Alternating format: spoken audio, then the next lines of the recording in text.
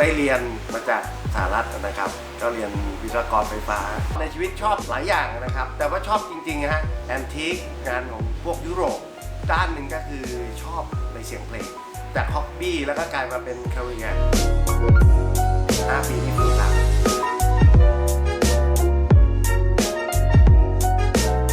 ประสบการณ์พอรู้งูปลานะครับแต่เนื่องจากความชอบ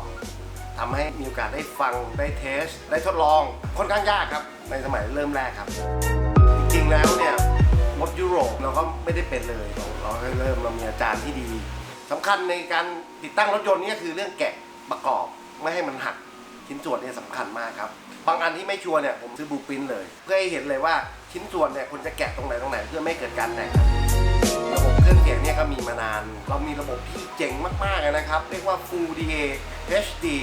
มันคืออะไร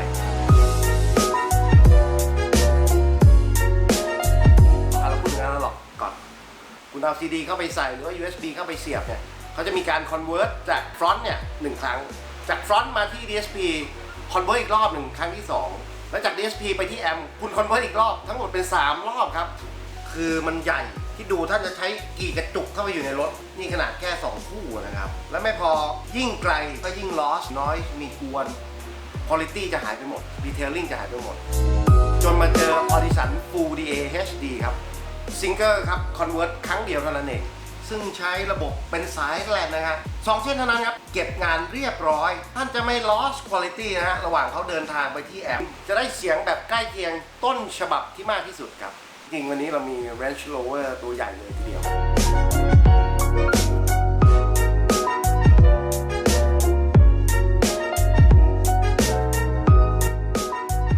คือ CD ในสมัยก่อนถ้าท่านใส่เข้าไปเนี่ยฮะผ่าน Head Unit เนี่ยจะออกมาแค่13 บิตเท่านั้นเองขณะเดียวกันระบบที่ผมเล่นนะครับแล้วไฟล์ MQA นะ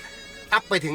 24 บิตครับเรียกได้ว่าเกือบ1 เท่าตัวครับเสียงที่ท่านไม่เคยได้ยินมาก่อนในชิ้นดนตรีในเพลงนั้นๆจะออกมาครับข้อดีสำหรับ Audition Bit 1 HD ตัวนี้ครับบางคนที่ชอบแฟลตธรรมชาติก็เป็นตัวนี้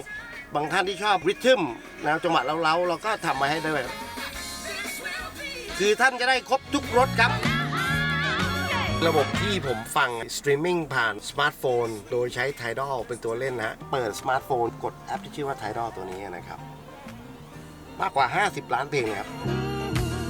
ท่านสังเกตครับจะขึ้นมาเป็นมาสเตอร์นะครับก็คือต้นฉบับนั่นเองเป็นเหตุผลทำไมไม่ฟังแผ่นอีกต่อไปเลยครับ